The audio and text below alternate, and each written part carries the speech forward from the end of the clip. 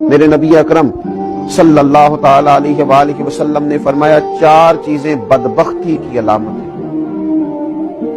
ایک تو فرمایا کہ آنکھوں کا خشک ہو جانا، کبھی بھی اللہ کے خوف سے ان میں آنسوؤں کا نہ آنا بدبختی کی علامت ہے۔ دوسرا، رسول اللہ صلی اللہ تعالی علیہ وسلم نے فرمایا دل کا سخت ہو جانا یہ بدبختی کی علامت ہے، کہ تیرے دل میں کسی کے لیے درد نہ ہو، تیرا دل کسی کے لیے نرم نہ ہو، تیری طبیعت میں کبھی کسی بندے کے لیے ہمدردی پیدا نہ ہو، یہ بدبختی کی علامت ہے۔ اور تیسرے نمبر پر نبی پاک صلی اللہ تعالی علیہ وسلم نے فرمایا دنیا کی ہرس میں لگ جانا، لالچ پیدا کر لینا، ہوس پیدا کر لینا، میں کیسے کو زیادہ سے زیادہ مال اکٹھا کر سکتا ہوں، یہ بدبختی کی علامت ہے۔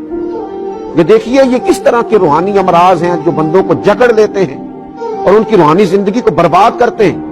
چوتھے نمبر پر میرے نبی پاک صلی اللہ تعالی علیہ وآلہ وسلم نے فرمایا لمبی امیدیں وابستہ کرنا۔